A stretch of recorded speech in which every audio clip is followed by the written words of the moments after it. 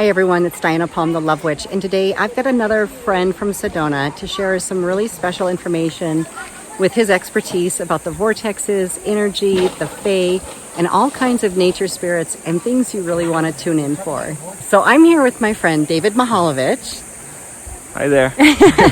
And he's going to tell you all about the nature spirits. He's actually lived here in Sedona for how long? Well, I was here about 9 years ago, so at that time it was about a year that I was here for, and just relocating back to Sedona now. So getting re-emerged into the energies here, and it's been really beautiful.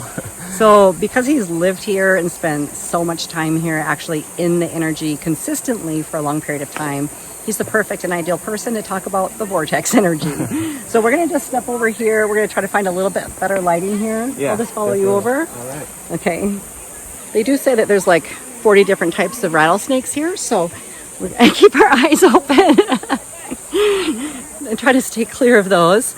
But we are down by the bottom of Oak Creek, my favorite place. If you come into this space and you come in through the heart, that's where you're going to really find a lot of the gifts that are here. And some of those gifts are actually the connections with the fae. And there are certain places here in Sedona in which you can actually interact with the fae on a very deep and profound level. And one of the ways you're going to get to that space with the fae is coming in through the heart. Now, what I tell people in regards to coming in through the heart is that basically understanding how your heart actually operates. And one of the ways that it operates is it operates through knowing. So if you have a knowing in your heart that a certain place is calling to you, maybe it's a rock, maybe it's a certain place by the river, whatever it is that's calling to your heart, go there. That is probably where you're going to find the deepest level of interaction, because that's why your heart is calling you there in the first place. So follow that knowing that you feel here in your heart. That's what I would always tell people, no matter where you are really, but here especially, you'll find that nature and the elementals and the fae, all of these beings are really going to respond to that energy very, very well. With that being said, there's also an energy of magnetization here, right? So you may feel the heart pulling you in a way, or magnetizing you towards a certain situation, a certain person, a certain experience. So follow that, see where it takes you. The other thing I've found is that, for example, when interacting with the fae or the Elephim, is that they sometimes do enjoy offerings or do enjoy gifts in certain ways. And so one of the ways you're going to find out about those gifts and what they do like is by actually exploring and allowing yourself to play. Because really what it is, it's like you're going back to being a child in a way. And the fae are acting as a bridge for you to connect with nature on a much deeper level. So the more that you play with them and allow yourself to play with them, like as if you're a child, the more fun that you're going to have and the more fun they're going to have. And it's really a gift for the both of you. It's a really powerful thing. And it's joy, right? It's joy. When people are joyful, the fae yeah. are always around them. Totally. And they also love people that pick up litter. Yeah, take care of Mother Earth. Exactly. That's another thing I was going to say too. You know, you come into these nature, different spots in nature, definitely do your best to care for those spaces. If you find trash, please do, pick it up. The fae love that, Or the other thing I wanted to speak about too that I notice here sometimes is that people come through, right, and they start moving a lot of rocks around and start creating certain, creative features, if you will. Well, I would always say, I'm not saying there's anything wrong with that, but I would say that if you do come into that space, connecting with the fae first and saying, hey, is this okay? Is this something that is needed in this space? Is it okay if I express my creativity with these rocks here in this space? And really, before we do that in any sort of nature space, asking before we do it, in a sense, because in that way, we're actually working at a more harmonious level with nature instead of saying, let me impose my will upon nature. And so there's a vast difference there in a sense that we're working together in harmony with nature, what nature needs from us and what we can provide to nature. And it's really a reciprocal type of relationship in that there's a gift on both ends as well. So, we provide the gift by taking care of Mother Earth, and we provide the gift by taking care of these spaces that the fae live in on a, obviously they're there, and they're also holding a certain frequency for nature that's very important. So the more that we can support them, the more that they're going to support us, and the more that they're going to invite us into their realm. And so I think that that's just a really important thing. So coming in with respect and gratitude for the space is really, really important, especially when you're connecting with any aspect of nature or any other human being for that matter. So yeah, please do come in with that respect, and you'll probably get it right back in a big way. So that's what I've come to find. And so anything I can do to help expand this for other people, that's what I would love to do. So so thank you. So I met David in 2015 when I was coming here for additional training in theta healing, and stayed here for about 6 weeks. During that time, I was renting a little apartment in the back of the main house. He and his girlfriend were in the main house with the rest of the classmates that were renting. So I experienced one of the things that's really pretty cool, because this area is known for the little people. That's how the Hopi referred to them, because they said that when they arrived, the little people were here. They were rampant.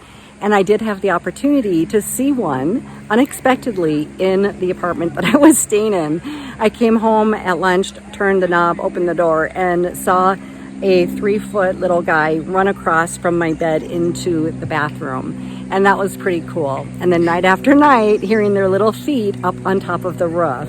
And I'm not a new person when it comes to hearing squirrels or any other creatures in nature. And those were certainly, absolutely little feet. So they do like to play little jokes. They're very curious about humans, what we're doing here, what we're doing in the vortex, what we're doing in this space. And they're generally pretty inviting if you're respectful to them back. So I really love it that you said that, David. Respect is a huge thing when working with elementals, fae, nature, and humans and animals, everything, right? Respect is key to everything. So I'm going to have David talk a little bit about any experience he may have had with the little people or any other energies, even the fae, if you want to go into anything like that.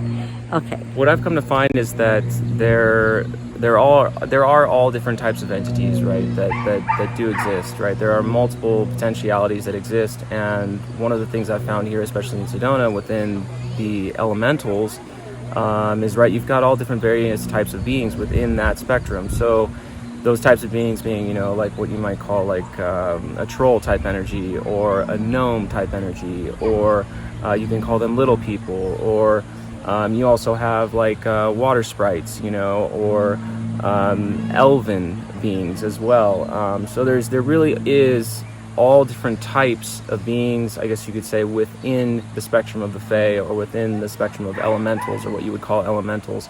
So also within that spectrum, obviously, especially here in Sedona, what I've found is that not only are there these beings that are very communicative, but there are also elements within nature that are very, very communicative as well. Certain trees are very communicative. Certain rocks will communicate with you. And it's important to understand that basically everything is communicating with you on some level, whether you realize it or not. It's a matter of whether or not you want to tune into it. And so really, when you're here, the more that you tune into what's trying to communicate with you, the more that you're going to understand deeper aspects of yourself in a way too, because this place, and just like any place you come across or that you step foot on, is also in a sense a mirror to you in a way. And so you can learn an awful lot about yourself through communicating with nature and communicating with these elementals. Now, like what Diana was saying, and what I was saying too about coming in with respect, right? Not all of these elementals, right, are gonna maybe even show up with respect to you in a certain way, or what you might call respect, because of the sense that you have to understand that maybe you're in a space that they've known for so long as their home, their space. And so maybe you coming into that space doesn't always feel the best to them, depending on what sort of energy you're showing up with. So it's important to understand what type of energy you're showing up with, and then you can understand where you stand with them in a way too, because you're knowing yourself on a deeper level. So that's another important factor too. Know where you're at before you enter into the space. So if you're coming into the space with a bunch of anger and agitation and frustration, well, you're bringing that energy into their home in a way.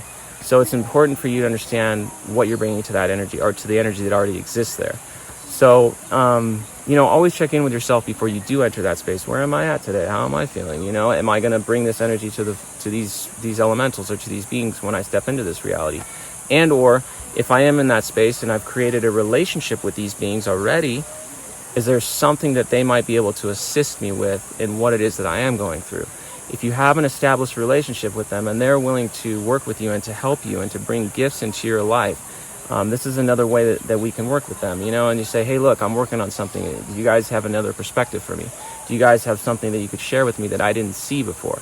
So they're incredible healers. Exactly. Many people underestimate that, and that whole Fae realm, incredible healing. Totally.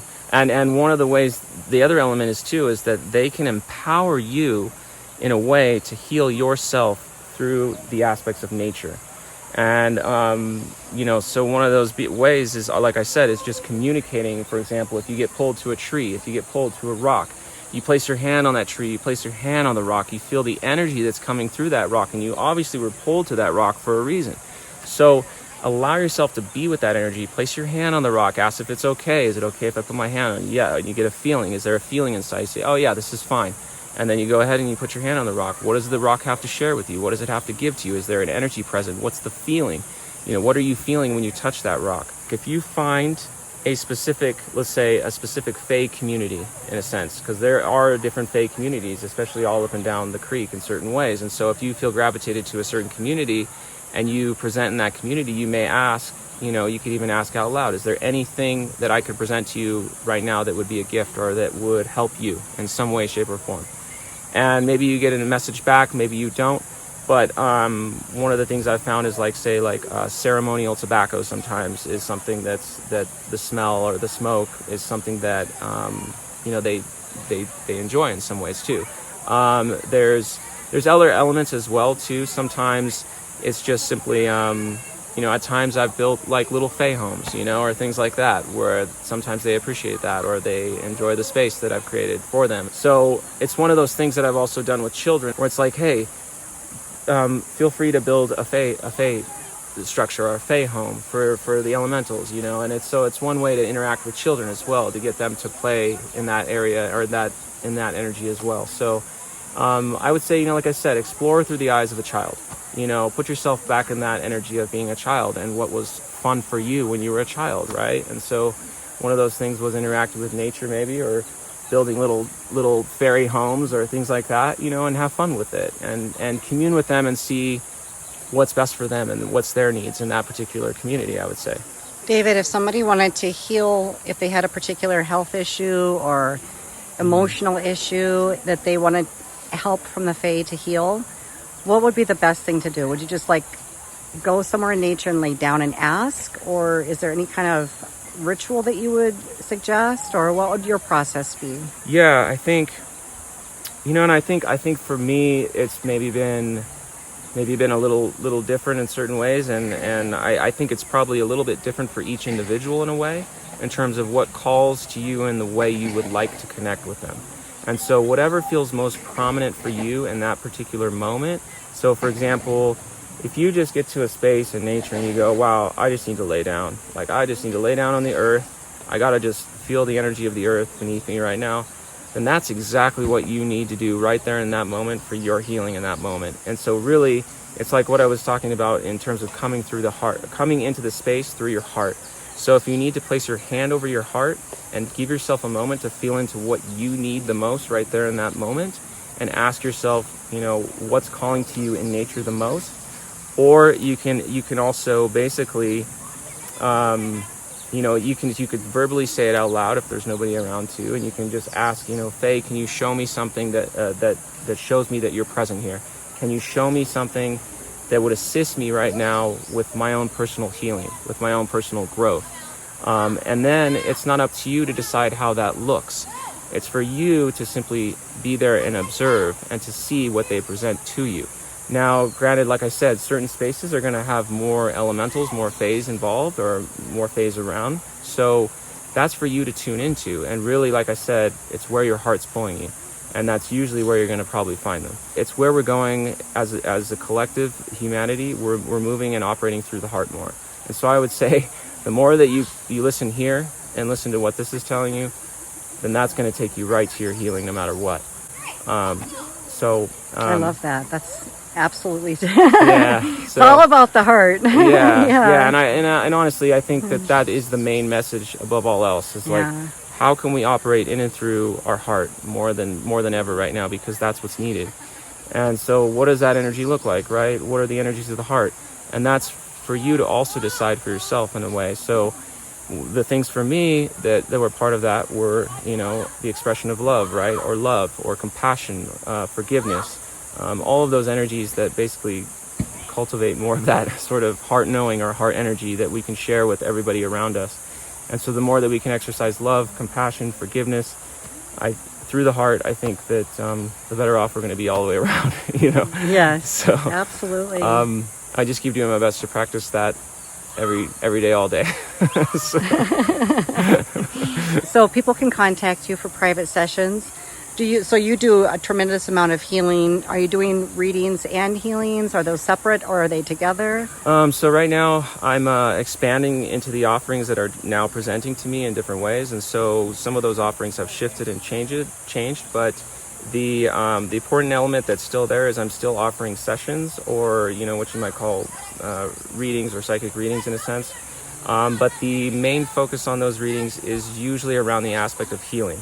So within those readings, we're gonna probably get into deeper levels of traumas and things like that, and uncovering the root issues with what you're dealing with. So we're gonna get to the root, and we're gonna clear out the root. We're gonna pull out the root so that you can create more space in your life, so that you can create something new for yourself. So anytime you clear something out, you now have created more space for yourself to create something new. So that's another element of having a reading or a session as well. With that being said, I can also do clearings. I can clear entities, I can clear spaces, I can clear objects, things like that as well. So if there's any sort of lower vibrational energies that are needing to be cleared, that's another aspect that I'm bringing to the table. There's also another element of facilitating with certain plant medicines that I've been working with for a certain amount of time. And that's usually more on an individual person-to-person type basis, where it's determined that that's a possibility or a potential anyways. So that's another element. And you can actually as well. educate them about the different spirits that are attached to different plant medicines. Totally, yeah. And if those are in harmony with them as well as the medicine itself. Totally, yeah. And so that's another aspect of the service I can provide, is on an educational level with these plant medicines. Before you make the decision to use certain plant medicines, I can also provide a deeper understanding as to what you might be getting into, what you might need to look for. The elements you need to understand with the shaman you're working with, or the facilitator you're working with. So there's a lot of other elements I think a lot of people maybe just aren't aware of, and then I can also bring that to the table for you as well. With all that being said, I'm trying to think. I mean, there could be other elements as well that present for me lately, because it's been expanding. But what's the best way for people to contact you? So best way for right now is I do have a website. It's currently under construction, but you can actually reach me through the website, ponohealing.com, and that's spelled PONO and then healing.com. And then another way to reach me would be through my email, which is ponohealingdavid@gmail.com. So that's another way you can reach me through email. You'll work with people in different countries. Yeah, You'll definitely. do them by phone, so you work remotely with everyone around the world, right? Definitely, yeah. We can do a session over the phone. We can do the session in person. It really doesn't matter. The effect is the same. Yeah, a lot of people don't recognize that as soon as a healer starts working with your energy, it doesn't matter if you're there in person or if you're on the other side of the world. Energy is energy. Definitely. We simply have the illusion of time and space separating us in a sense. But obviously the truth of the matter is that we could never be separate from each other. It really is the absolute truth. And so because of that and that understanding, as well as the understanding that time essentially doesn't really exist, time is really a circle with no beginning and no end. So in that understanding and that knowing, we can also cross over into other lifetimes, because in truth, all of those other lifetimes are simply happening right now, because all we have is right now. So it's the only reason why these healings in other lifetimes can take place, because quite literally it's happening right now. So we're changing it right now. So that's another element as well that may present as other lifetimes. Yeah, and that just occurs naturally during a session. If somebody has past life trauma that's affecting them now, could be through food allergy, health problems, resentments, anything. It can actually be stemming from a past life, but it can all be healed right now. Definitely. So yeah, that's what I would say too, is definitely don't feel that anything is out of your reach when it comes to healing yourself on some level or in some way, shape, or form. And please know that the best, from what I found, the fastest and quickest way to heal yourself is to quite literally go through the trauma instead of trying to go around it or trying to avoid it. And what I mean by that is actually giving yourself the opportunity to look at that trauma that you may have experienced, and to look at all the facets of that trauma, and to understand why it happened and the root cause of why it happened. Then giving yourself maybe a slightly different perspective on that trauma that will help to shape your life moving forward in a vastly different way and help you to grow and expand. It's about just stepping back and observing whatever sort of perceived trauma you've had, and really kind of dissecting it and looking for the places where you can find a different perspective than the one maybe you had while you're going through the trauma itself. So that's one of the things you can maybe find when you look and you've removed yourself from that trauma and you take a step back and you look at it. Really what you're asking yourself is, what is this experience giving to me, instead of what is it taking away from me? So that is something that I think is incredibly valuable and important whenever you're experiencing any sort of trauma or something like that. After you've experienced the emotions of that trauma and you're able to calm down and step back and look at it, really what I would tell people is, you are the alchemist.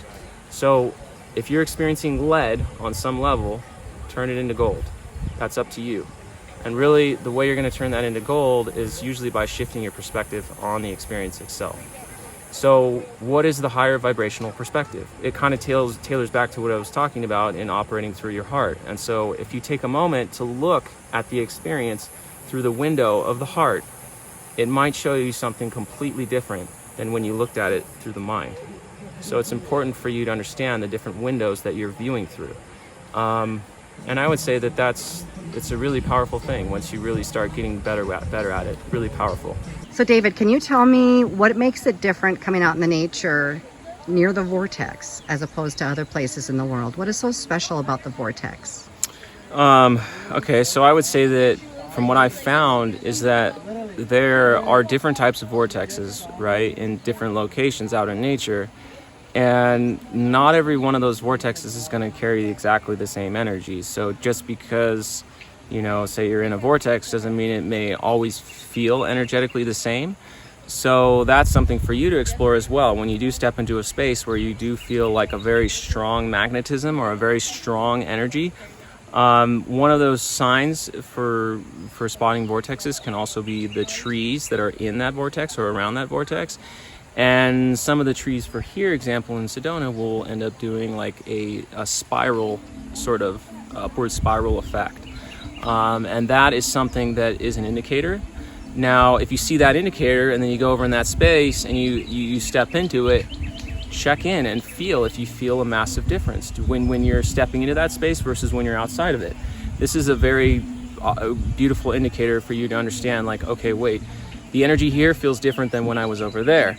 Then you can sit in that energy and then you can feel into it more and say, wait a second, what does this feel like?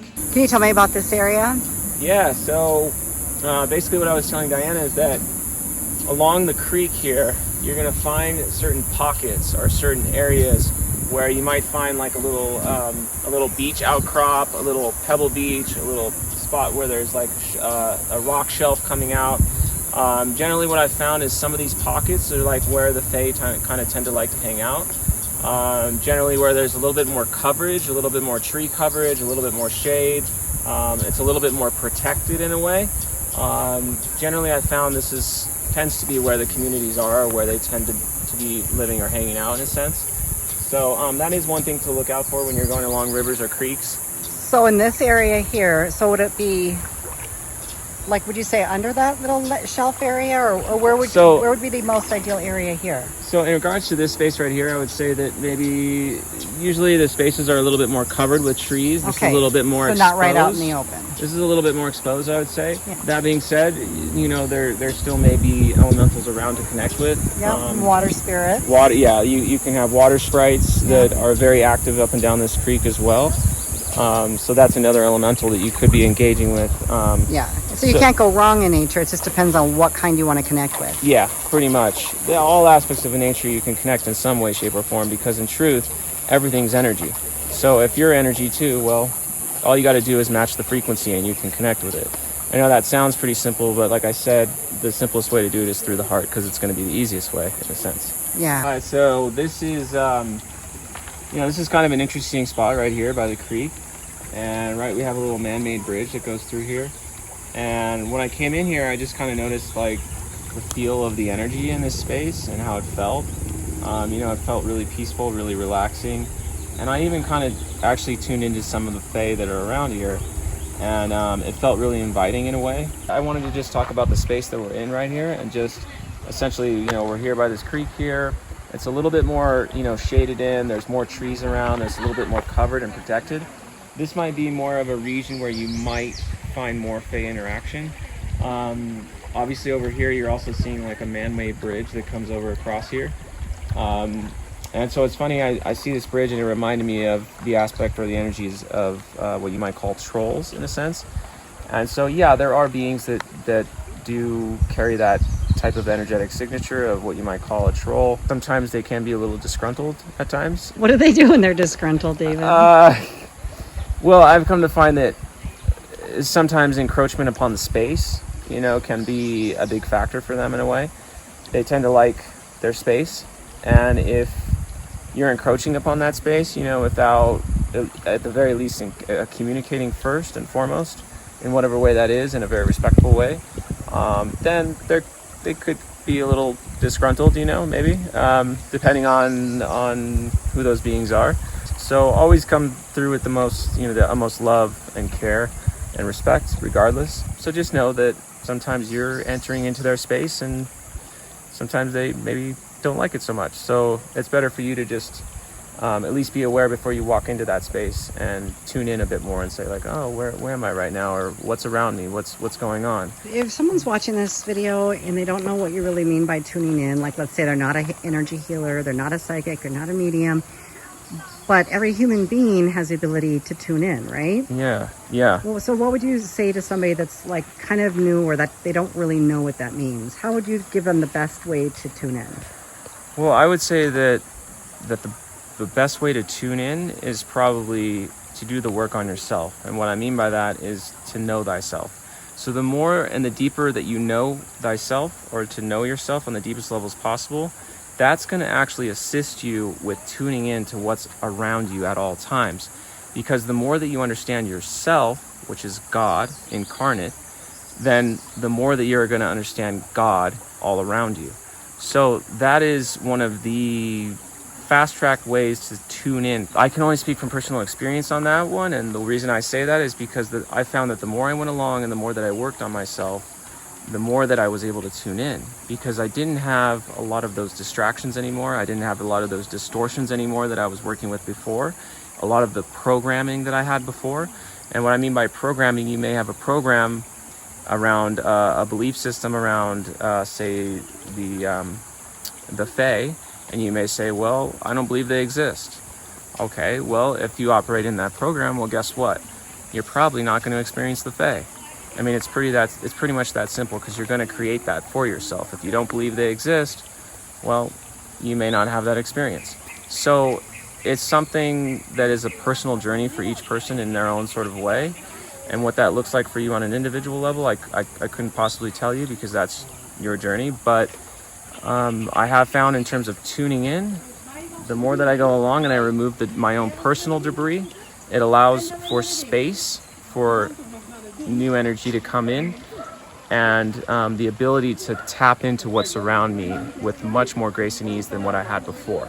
So I would say that's a good place to start for anybody, is working on yourself. In terms of other tuning in sort of things, is I'm constantly in observation. And that's another thing about knowing thyself, right, is you're in constant observation of the self and how the self is moving through the reality. So if you're in constant observation of what's around you, that means, you're walking, you're paying attention to what's on the ground, you're looking around, you're looking at the trees, you're looking at, is there anything that's speaking to me right now energetically? Is there anything that's calling me to it in some way or shape or form? Is there something that's pulling on me? So anytime you feel a pull somewhere, whether it's a tree, a stone, a rock, the water, whatever it is, go there. Let yourself be in that space. Let yourself be settled and peaceful and experience what's in that space, and go from there. That's what I would say is like where is your heart calling you to? Where is it pulling you to? Is it pointing to that tree, to that rock? You know, whatever it is, go there. That's where I would start. And in a larger scale, that can be applied to every area of life. Definitely. And what happens to people that don't follow their heart? Well, I would say a lot of times what happens for people is we get caught up in the mind sometimes. And the way that I help people to understand this or describe the mind in a sense is, for me, the mind is a tool. Now, what I mean by that is it's a tool to help us to navigate this reality that we're experiencing. But the truth of the matter is the mind is not really truthfully who and what we really are at the core and essence of who we are, of who and what we are. And really the truth of who and what we are is found in the heart, or the creator level chakra vortex, the heart center right here. This is a portal to the divine, to creator, to all that is, right in here. This is you right here. So when you're operating in the mind, you know, I would say that you also have to deal with sometimes the egoic filter. So you have to understand your filters. What are you viewing your world through? What filter? So one of the ways I help people to understand this is through understanding their own ego and how it works. If you don't understand your own ego, you're not going to know when you're in it or when you're out of it. So when you know when you're in it or when you're out of it, you've now created a choice point for yourself. So when you have a choice, you can make a new choice. And one of those choices might be to not operate through ego. Yeah. From everything that you're explaining to me, it sounds like you're actually teaching people to connect to nature and the Fae as a way to kind of indicate that they are living with their heart, that they have done the work. Because I think you have to do a certain amount of healing before you can tap into those vibrations, right? Yeah, I would agree that there is a certain level of doing the work on yourself that's going to open that doorway and make it a lot wider. And then you can walk through it in a much gentler, easier way with a lot more grace and ease. And so that's why I always direct people to do the work on themselves first and foremost, because it's going to take you exactly where you need to be, exactly when you need to be there. And like I mentioned before, the heart operates through knowing. So the more that you operate through that energy of knowing, which is right here, that's going to take you pretty much exactly where you need to be. Now, sometimes if you have a knowing in your heart that you need, let's just say, for example, you need to be in a certain location, and you know it without a doubt, no matter what, you don't know, you may not even know why you need to be in that location, but you know you need to be there. That would be a perfect example. And then if you follow that lead and you go there not expecting anything, not knowing what might happen, you may come to find that there might be something there for you that could be pretty powerful, pretty important. You may meet an incredible new friend. You may meet an incredible new romantic connection. Whatever it is, your heart's pulling you there, and all you have to do really is show up. And I think that sometimes that's one of the hardest things for people is just listening and showing up. Yeah, I'd say most people follow their calendar and their mind and their obligations. I have to do this, I have to do that, and they don't live with their heart. Because it seems like if they were living with their heart, they would have to redo their schedule. Living with your heart's going to be a lot more loosely scheduled. Yeah, definitely. So I would also say that, yes, I'm not telling you to throw away your day job either, but I'm not saying to do that either. That there is obviously a process in a sense, and there's going to be a process for each individual as they go along in their journey. And so what that looks like for one person is not going to look the same for another person.